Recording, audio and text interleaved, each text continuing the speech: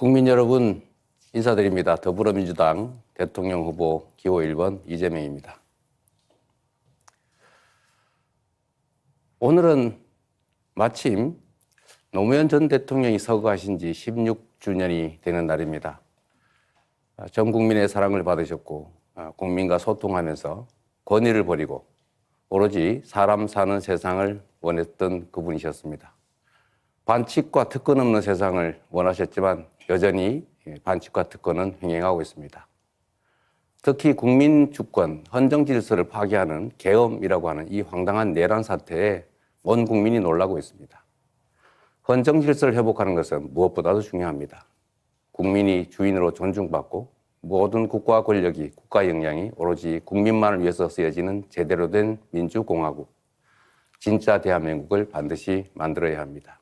저 이재명이 반드시 해내겠습니다. 네, 다음은 기호 2번 국민의힘 김문수 후보입니다. 예, 여러분 거리에 프래카드가 많이 붙어 있는데 이제부터 진짜 대한민국 이렇게 붙어 있습니다. 방금 이재명 후보 또 이제부터 진짜라고 하는데 그러면 그전에는 전부 가짜 대한민국이었습니까? 정말 의학이 짝이 없습니다. 그런데 이렇게 말하는 분은 진짜 총각입니까? 가짜 총각입니까? 진짜 검사입니까? 검사 사칭입니까? 벌금 150만 원 받았지 않습니까? 이렇게 민주당이 지금 공직선거법의 허위사실 유포죄를 삭제를 해가지고 지금 거짓말 많이 하는 사람이 유리하도록 이렇게 법을 바꾸고 있습니다. 이게 말이 됩니까? 이 거짓말을 이렇게 계속하고 총각 사칭, 검사 사칭까지 하면서 어떻게 정말 진짜 대한민국을 말할 수 있습니까? 국민 여러분, 여러분의 소중한 한 표로 이 가짜를 물리칩시다. 가짜를 확 대체하고 진짜 정의로운 정치를 만듭시다. 네, 이어서 기호 5번 민주노동당 권영구 후보 발언하시죠. 국민 여러분, 얼마나 분통이 터지십니까? 감옥에 있어야 할 윤석열이 부정선거 음모론 다큐를 즐기며 거리를 활보하고 있습니다. 게다가 김문수 후보는 영화도 많이 보시고 사람도 많이 만나시면 좋은 거 아닌가 라며 맞장구를 치고 있습니다. 정말 어이가 없습니다. 분통이 터집니다. 이런 분열과 불의가 판치는 세상에서 어떻게 사회통합을 말할 수 있겠습니까? 지금 당장 윤석열을 구속시켜야 합니다. 땀 흘려 일해도 집 한 칸 없고 장사가 안 돼 가슴이 무너지고 매달 대출금 갚기도 힘들고 전세로 절망하는 이웃들의 고통을 더는 방치할 수가 없습니다. 불평등과 차별을 갈아엎고 모두가 사람답게 사는 세상을 만들겠습니다. 저 권영국이 정권 교체를 넘어 사회 대개혁으로 함께 나서겠습니다. 감사합니다. 다음은 기호 4번 개혁신당 이준석 후보. 이 있습니다. 토론을 해야 합니다. 저는 노무현 대통령께서 외쳤던 이 있습니다 라는 외침이 지금 우리 사회에 꼭 필요한 정신이라고 생각합니다. 거대 양당의 국민연금 야합, 국가재정을 막 써도 된다는 막사니즘, 부정선거 음모론까지 기득권에 맞서는 이야기를 하면 어린 놈이라 깔보고 쫓아내는 세상 속에서 저는 늘 이 있습니다를 외치며 살아왔습니다. 오늘은 노무현 전 대통령 서거 16주기가 되는 날입니다. 그분은 바보 노무현으로 자신을 낮췄지 국민을 바보라고 경멸하지 않았습니다. 자신의 사이비 호텔 경제학에 의문을 제기하는 국민을 바보라고 조롱하는 후보가 감히 노무현을 입에 올리는 세상에서 진정한 노무현 정신은 어디 있나 생각해 보게 됩니다. 오늘의 이의가 내일의 상식이 될 때까지 함께 갑시다. 네, 네 분의 이 시작 발언 잘 들었습니다. 오늘 토론은 총 3개의 주제로 구성했습니다. 첫 번째 주제는 제가 공통 질문을 드리면 우선 답변하시고 그 이후에는 시간 총량제 토론으로 진행하겠습니다. 두 번째, 세 번째는 각 주제별로 후보들 공약을 듣고 그 이후에는 주도권 토론으로 진행됩니다. 그리고 마무리 발언으로 오늘 토론을 끝내겠습니다. 네, 자, 오늘 토론 첫 번째 주제 사회 갈등 극복과 통합 방안입니다. 공통 질문 드리겠습니다. 지난 3월 통계청에서 발표한 2024 이 한국의 사회 지표를 보면 이 수도권과 지방 그리고 세대 간, 종교 간, 성별 간 갈등이 전년보다 크게 증가했습니다. 이 분열과 대립에 국력을 소모하는 나라에선 국민의 삶이 결코 나아질 수 없습니다. 모두가 공존할 수 있는 사회 통합 방안 좀 어떤 생각 갖고 계신지 후보들 입장 듣겠습니다. 자, 이번에는 김문수 후보부터 답변 시간 1분 30초입니다. 예, 정말 이 국민 통합이 되려면 거짓말, 사기꾼들이 없어져야 됩니다. 두 번째로 부정부패한 사람이 없어야 국민 통합이 되지 않겠습니까? 그런데 어떻습니까?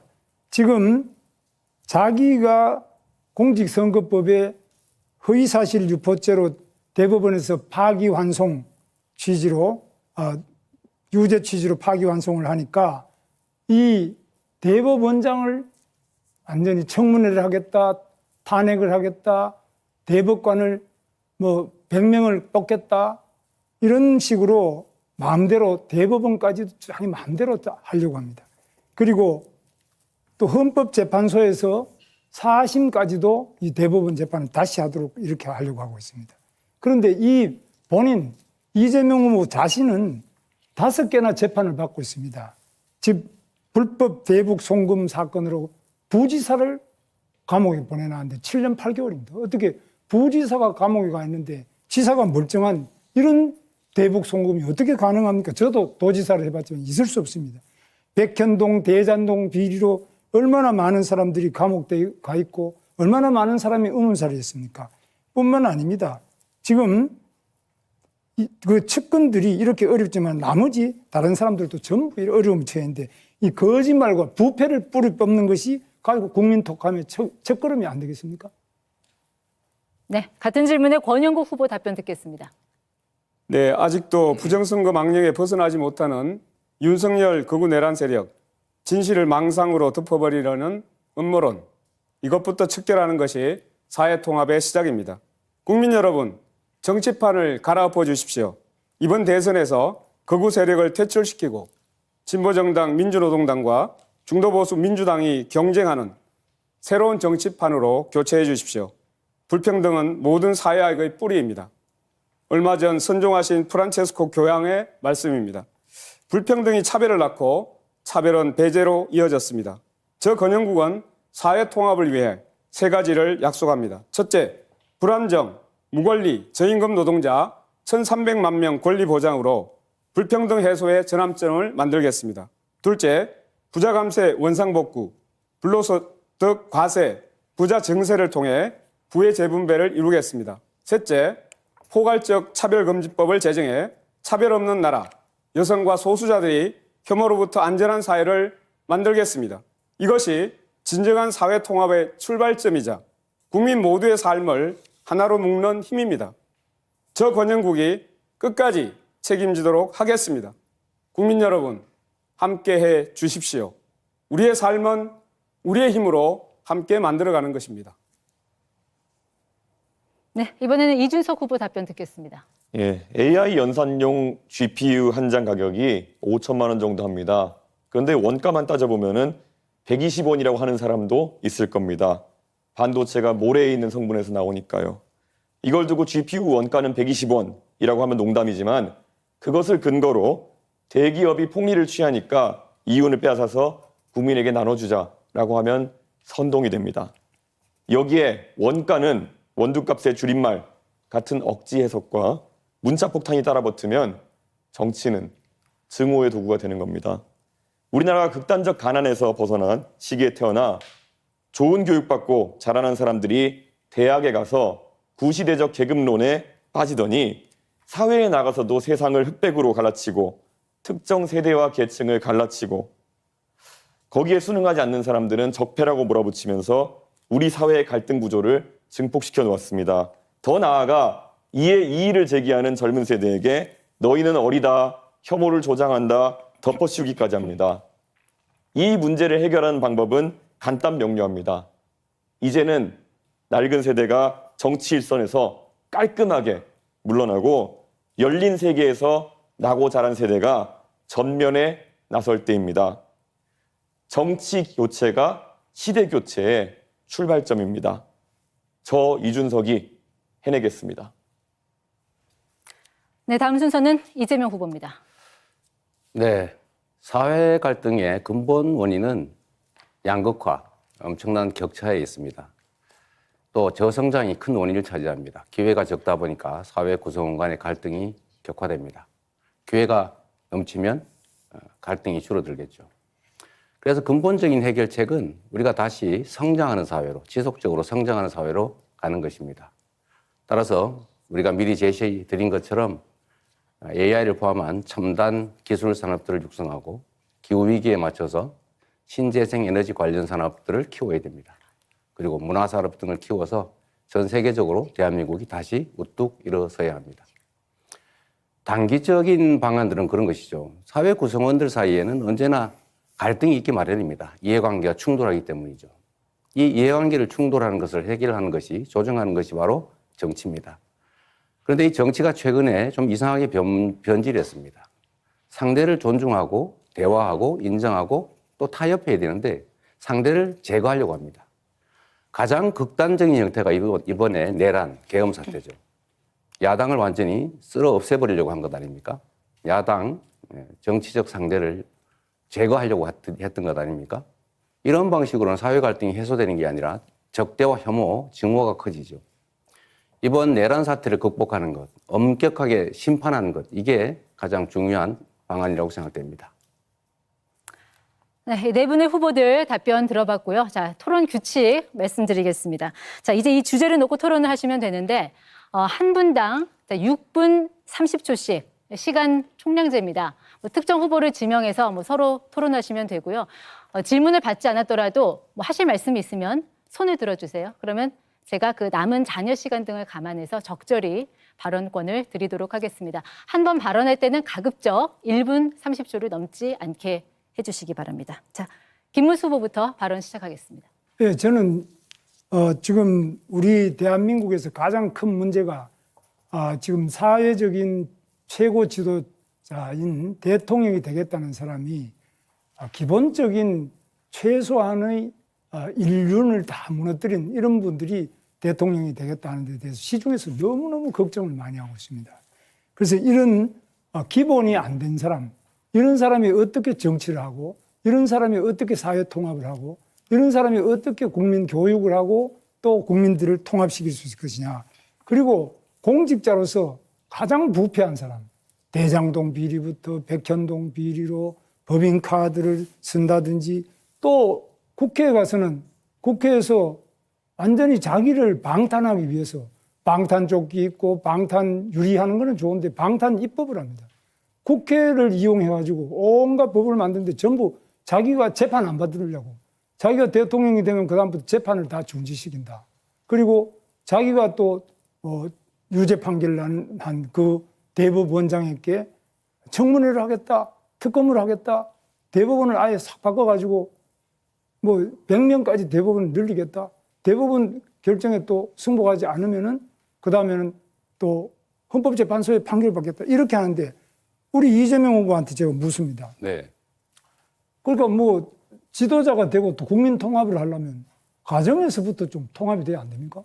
근데 이재명 후보는 아시다시피 지금 자기 형님, 친형님 제가 만났습니다. 저를 하도 보자 그래서 만났는데 그때 정신병원에 하도 보내려고 그러고 이러니까 했는데 이 형님을 바로 이 성남시장으로서 정신병원에 강제 입원시키려고 하다가 그것 때문에 형수님하고 욕을 하고 다투고 이렇게 된 거 아닙니까?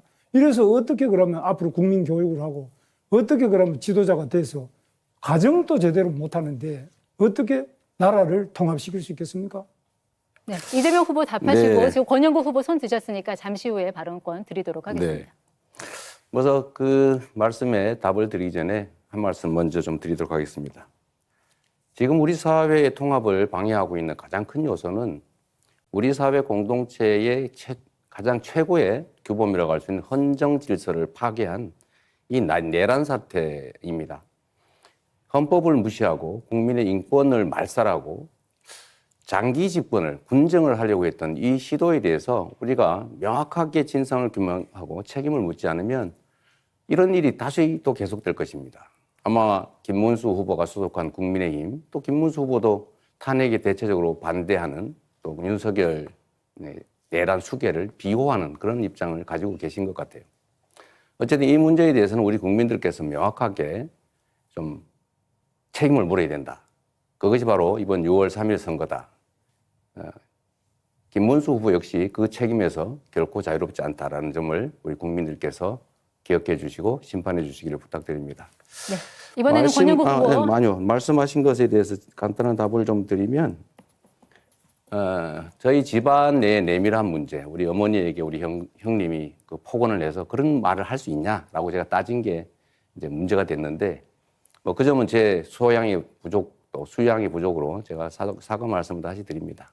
그러나 김문수 후보는 이런 말을 할 자격이 없죠. 이건 우리 집안 내의 내밀한 사적 문제인데 굳이 따지자면 본인은 갑질을 하지 않습니까? 그 소방관한테 전화해서 나 김문수인데 뭐 어쩌라는 거예요? 그렇게 권력을 남용하면 안 된다는 말씀을 드리면서 제가 김문수 후보한테 이거 질문 한번 드리고 싶어요. 아니, 그 제가 아니, 제가 잠깐만요. 지금 제가 하고 있는 거 아닙니까? 아닙니다. 제가 주도권 아닙니까? 아닙니다. 이거 시간 총량제 좀 알고 토론이라서 하세요. 시간 총량. 주도권 토론은 잠시 후에 있습니다. 네. 제가 질문 하나 드릴게요.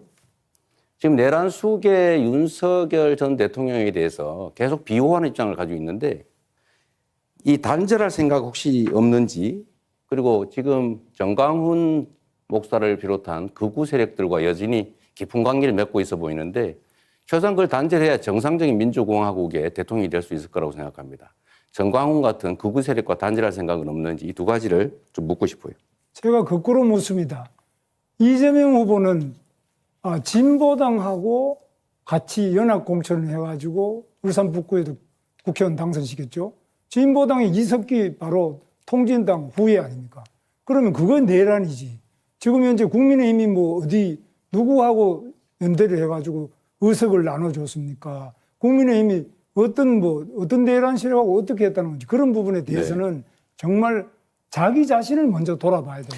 알겠습니다. 우리 민주당이 바로 통진당의 후에 진보당에게 국회 의석을 울산 북구를 내줬지 않습니까? 그러면은 그 사람들이 지금 하는 게 뭡니까? 완전히 지금 북한을 옹호하고 이렇게 하고 있는데 거기에 대해서 또 대한민국을 전복하려고 하는데 이거에 대해서 답변 한번 해보세요. 말씀을 피하신 걸로 보면 단절할 의사가 전혀 없어 보이고 또 그 전에 지금까지 하신 발언들을 보면 여전히 내란 세력을 비호하는 극우 세력을 비호하는 정광훈 목사가 감옥을 갔을 때 눈물을 흘린 그런 관계를 여전히 청산하지 못하시는 것 같은데 매우 안타깝다는 말씀을 드리면서 우리 그런 허위 사실을 이야기하면 안 됩니다. 뭐 눈물을 흘리는 거는 정광훈 목사 가서 무슨 눈물을 흘리는지 그 말이 안 되는 거짓말을 또 계속 여기서 하시면 눈물이 그것도 허위 난다라고 사실 한 유포죄로 영상이 있던데요. 그러니까 이거는 허위 사실 유포죄로 또 지금 다시 지금 그 걸리면은 아주 누범, 재범 뭐 개전의 그 여지가 없습니다. 네, 두 분 후보 잠시만요. 지금 권영국 후보 그리고 이준석 후보 차례로 발언권 신청하셔서 먼저 발언 기회 드리겠습니다. 권영국 후보 발언하시죠. 네, 역시 진흙탕 싸움이 시작되고 있습니다. 예, 그래서 오늘 일단 김문수 후보에게 먼저 묻겠습니다. 그 지난 토론에서 저의 정치 공세 때문에 경제 분야에서 실력을 제대로 발휘하지 못했다고 대변인이 입장을 냈던데요. 오늘 토론을 위해 제 대역까지 세워가면서 독하게 준비하셨다라는 기사가 보았습니다. 그럼 좀 저는 그냥 약하게 묻겠습니다. 김문수 후보께서 누구라도 부정선거 의혹을 제기하면 선거관리위원회에서 해명할 노력을 계속해야 한다라고 발언을 하셨더라고요. 그러니까 윤석열 씨가 제기하는 부정선거 의혹을 정당하다고 지금 말하고 계시는 겁니까? 답변해 보시죠. 그건 제가 지금 답할 문제도 아니고 윤석열 대통령이 부정선거 의혹을 제기하는 거는 그분이 한 것이지 제가 한 것도 아니고 저는 한 번도 그런 문제를 제기한 적이 없습니다. 그래서 네. 그건 제대로 그런데 질문을 부정선거 의혹을 제기하면 선거관리위원회에서 해명할 노력을 계속 해야 된다 이렇게 발언하면서 사실상 윤석열 씨를 편들고 있는 거예요. 그거는 기본적으로요. 네, 지난 5년간 네. 150건의 부정선거 소송에서 선관위가 전부 승소를 했습니다. 그런데 왜 자꾸만 이런 선관위에 대한 해명을 요구하는지를 저는 이해할 수가 없습니다. 제가 거꾸로 묻는데 제가 이야기하니까요. 네. 좀 듣고 하세요. 제가 보기에는 김문수 후보도 윤석열처럼 음모론자 같아 보여요. 근거 없는 문제 제기를 가지고 계속 그렇게 국민을 분열시키는 이런 윤석열을 옹호하고 비호하는 이런 사람이 어떻게 사회통합을 말할 자격이 있을까요? 저는 자격이 없다고 생각하는 겁니다.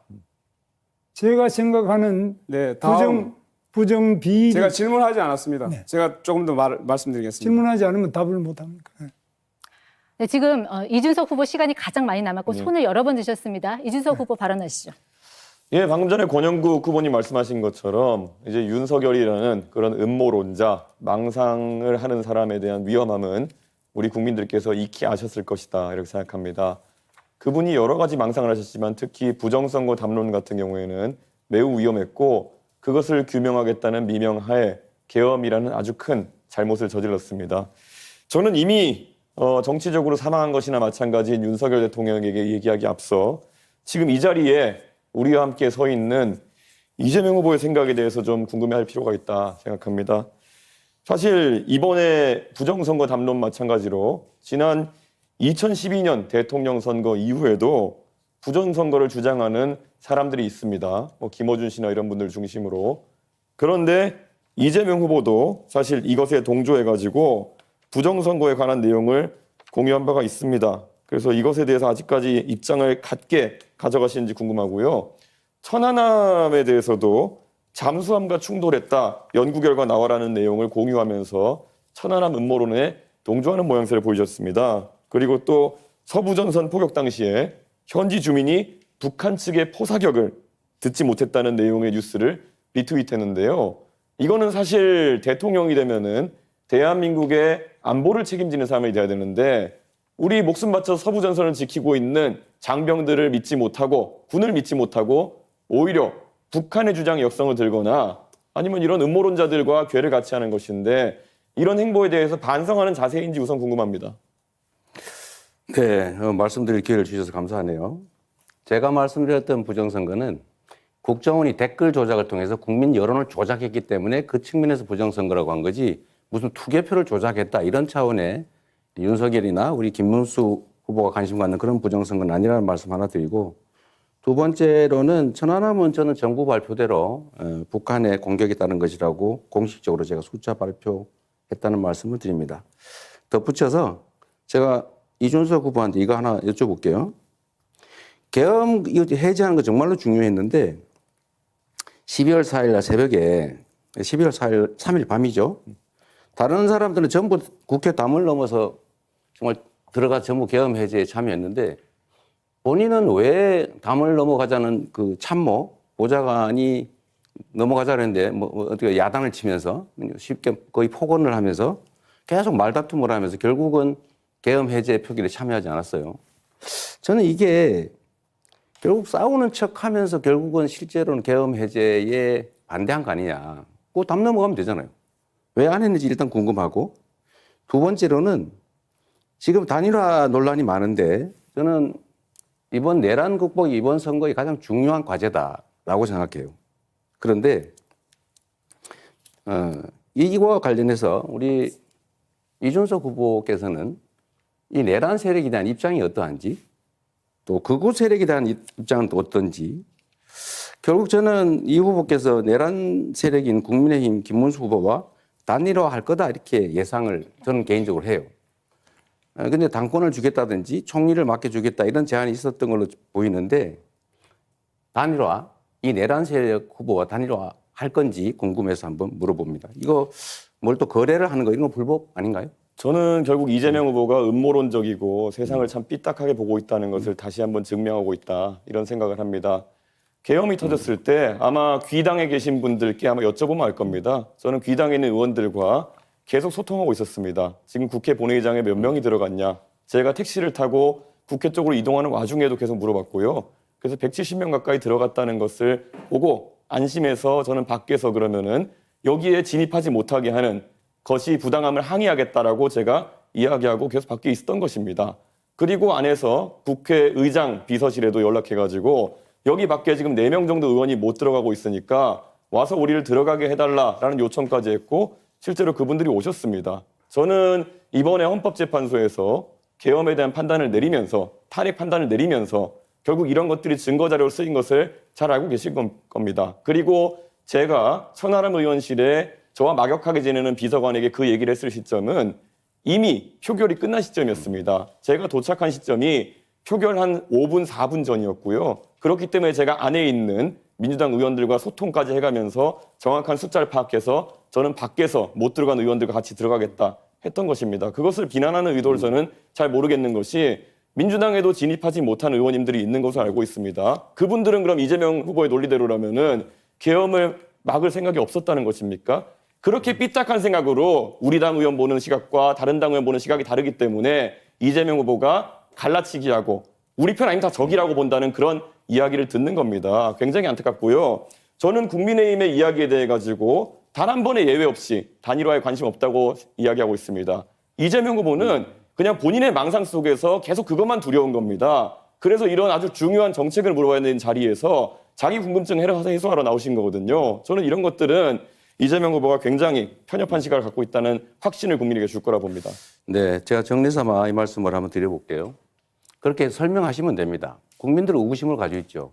거기서 말다툼을 하면서 시간을 보내고 의결 정족수가 충분하니까 계속 싸우고 있겠다. 이건 저는 국민들께 납득하기 어려울 거라고 생각해요. 물론 단일화 문제에 대해서는 나중에 결과가 결국은 나오겠죠. 그때 가서 보기로 하겠습니다. 제가 김문수 후보님한테 하나만 더 여쭤볼게요. 네. 김문수 후보님 가산제 지금 재도입하겠다고 공약하셨죠. 가산제를 과거와는 가산점을- 다른 방식으로 재도입하겠다고. 네. 그 위헌 판결 난 건 아시죠? 위헌 판결은 그게 지나치게 5%까지 가산점을 너무 많이 준다든지 너무 좁은 범위로 해서 그랬기 때문에 저는 저는 좀 다른 방법입니다. 저는 이게 젊은 시절에 강제로 좀 의무적으로 입대하는 남성 청년들을 보호할 필요가 있다고 생각해요. 네. 그러나 또 한편으로는 여성 인권에 대한 배려도 필요하다. 네. 여성들은 구조적으로 차별을 받고 있잖아요. 예를 들면 임금이든 승진이든 뭐 여러 가지 가사 양육 등등에서 차별을 받고 있어서 특별한 보호가 필요하죠. 지원이. 그런데 저는 그래서 예를 들면 군 복무 크레딧 같은 거, 군 호봉 가산제 이런 걸 도입해야 된다고 지금 주장을 합니다. 이거는 여성들에게 또는 군 복무를 안 한 사람한테 피해를 주지는 않거든요. 그러나 군 가산점 제도는 누군가에게 불이익을 주지 않습니까? 상대적인 거니까. 그런데 이것은 결국 헌법이 위헌 판결을 했는데 헌법을 개정하지 않은 한 쉽지 않은 이런 거를 도입하겠다고 하는 건 결국 또 여성들을 상대로 갈라치기를 하거나 아니면 쉽게 말하면 여성들을 우롱하는 그런 거 아닌가요? 국가를 위해서 자기 청춘을 18개월 동안 의무 복무를 하고 또 장기간 복무하던 분들이 사회에 나와서 일정한 정도로 좀 혜택을 받는다. 그것도 또 공직에 취임할 때 약간의 뭐 5% 이런 게 아니라 약간이라도 배려를 한다는 것은 우리 국가의 책무이고 또 보훈의 기본입니다. 그래서 그런 부분을 가지고 이 과거에 위헌 판결 난 것처럼 그렇게는 절대 하지 않을 겁니다. 이재명 후보 발언 시간 27초 남았는데요. 예. 먼저 권영국 후보 손 드셨으니까 발언 기회 네네. 드리겠습니다. 일단 김문수 후보에게 묻겠습니다. 네. 최근 유세에서 중대재해처벌법을 악법이라며 폐지해야 한다고 했습니다. 그런데 1차 토론의 다음 날 파리바게뜨 SPC 삼립 시야 공장에서 일을 하고 있던 50대 여성 노동자가 또다시 기계에 끼어서 숨졌습니다. 후보님, 사람이 죽어도 책임지지 않게 해주는 것이 기업하기 좋은 나라입니까? 저는 그래도 네. 자, 이런 사고가 계속 빈발하고 있는데 중대재해처벌법 폐지를 계속 주장할 건가요? 중대재해처벌법을 폐지하자는 것이 아니라 그것이 지나치게 처벌 위주로 되어 있기 때문에 중대재해에 대한 예방을 우선으로 하고 처벌은 그 다음에 최소한으로 해야 된다. 그게 법의 기본 원칙이고 그 다음에 두 번째로 큰 업체와 아주 중소기업하고 다른데 이건 지나치게 작은 중소기업도 무조건 처벌한다 할 경우에는 기업할 사람이 없습니다. 다 네. 처벌받아서 기업을 김문수 하겠습니다. 후보님, 왜 거짓말 하십니까? 2025년 5월 15일 중소기업 중앙회 조창 강연 축사에서 중대재해처벌법 이거 악법이니까 폐지 또는 재개정해야 되는 거 아니냐 이런 얘기 한 적이 있잖아요. 재개정한다고 그랬습니다. 예. 폐지라는 폐지라는 말을 썼다는 얘기는 폐지를 염두에 두고 하는 얘기 아닙니까? 그 대신에 다른 법을 만드는 것이 맞다 이거죠. 그래서 제목 네. 자체가 제가 얘기 계속 중대재해처벌법이 하겠습니다. 아니라 중대재해예방법 이렇게 만들어야죠. 예방을 하기 위해서 책임을 묻지 않는 지금까지의 산업재해 현실이 계속된 거예요. 제대로 책임을 묻지 않으니까 예방이 됩니까? 산업재해에 대해서는 회장이나 우리 사장들이 자기가 처벌받지 않습니다. 그러니까 지금까지 계속적으로 비용 든다고 해서 안전조치 안 해온 것 아닙니까? 그거 잘 알고 계시잖아요. 산업재해에 대해서는 자, 권영국 우리 네, 제가 며칠 후보보다는 전에 제가 훨씬 더 많이 압니다. 제가 며칠 전에 왜냐하면, 잠깐만요. 제가 말씀드리겠습니다. 제가 며칠 전에 빈소를 다녀왔습니다. 근데 그 영정 속에 얼굴을 보니까 아직도 참 젊어서 정말 마음이 아팠습니다. 저는 분명히 말씀드립니다. 노동부 장관까지 하신 분이 지금도 보면 하루에 6명이 죽어나가고 있는 이 일터를 어떻게 하면 바꿀 거야 생각을 해야 되는데 왜 그걸 막기 위한 법을 개폐하니 폐지하니 이런 얘기만 하고 있습니까? 정말 화가 납니다. 네, 여기까지 하겠습니다. 그리고 네, 제가 좀 말씀을 됐습니다. 예.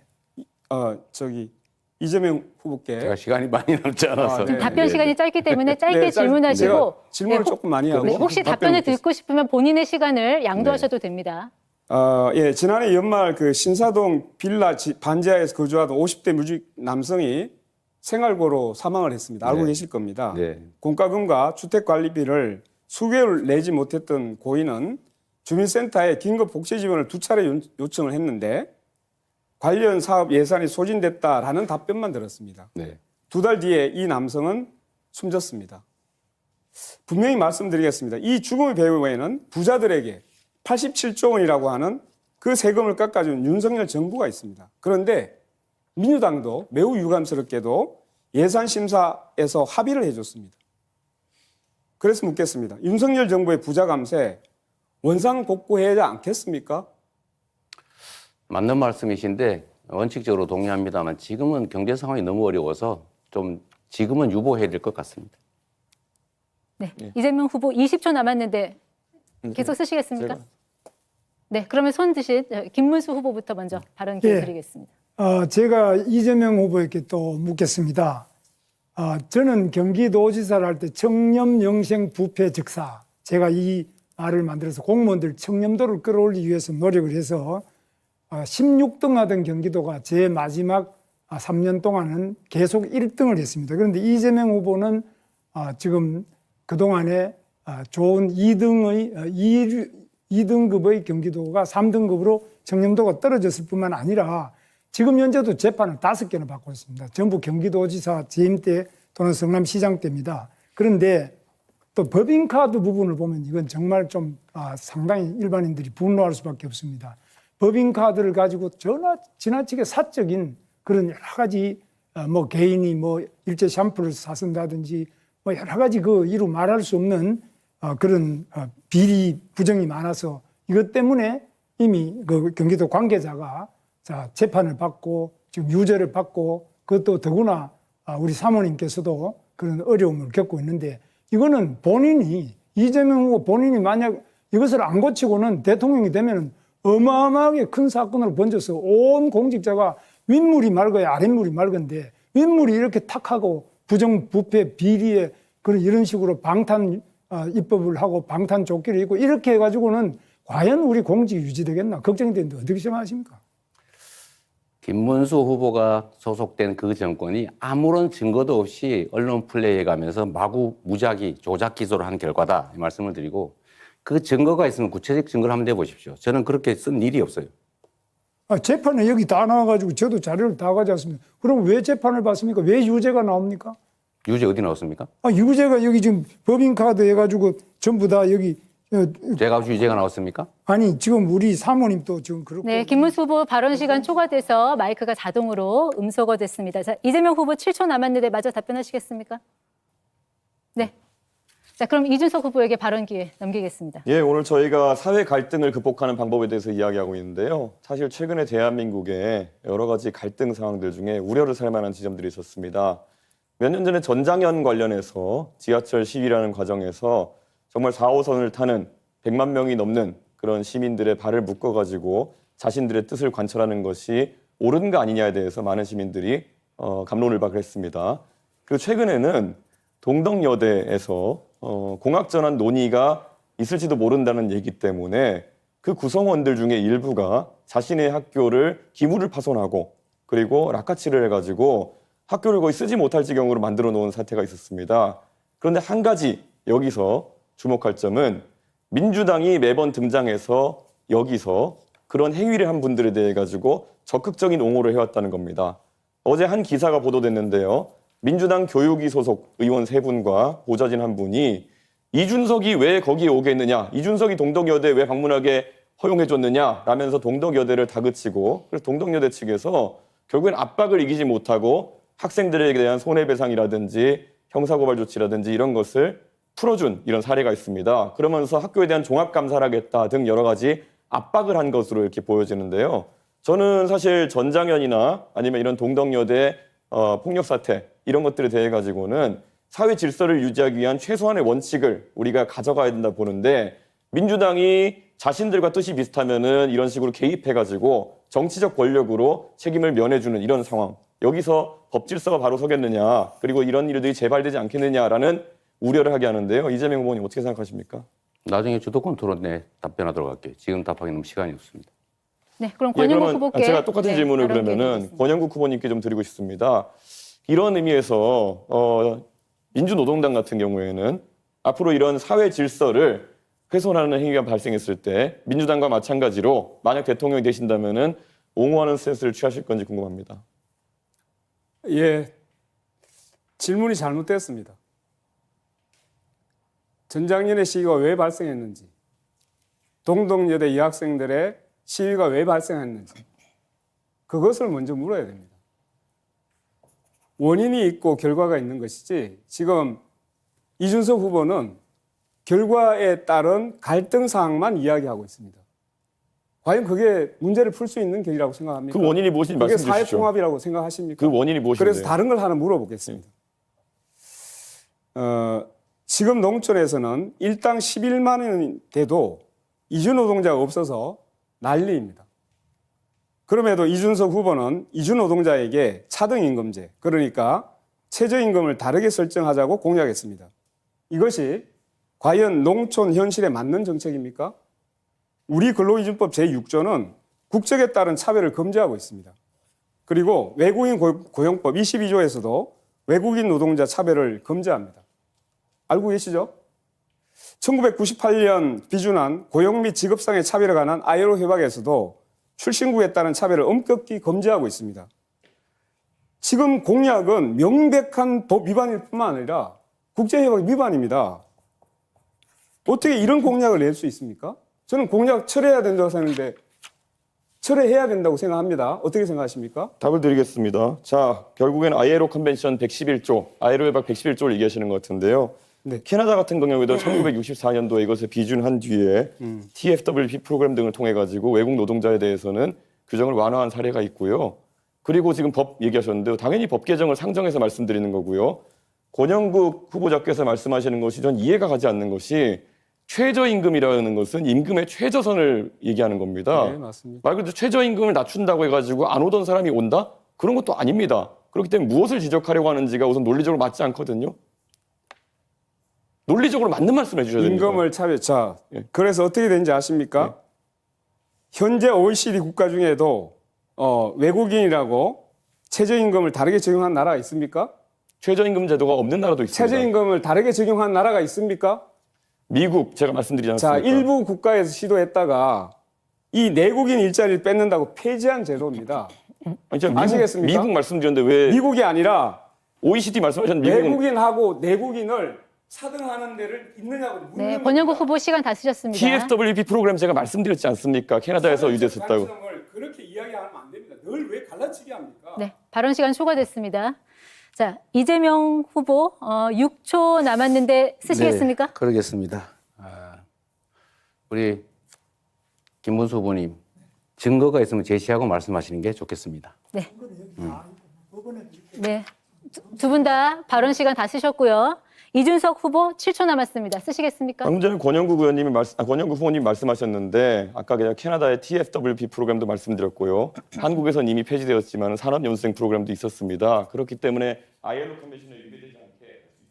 네, 발언 시간이 초과되면 마이크가 자동으로 음소거된다는 점 다시 한번 말씀드리겠습니다.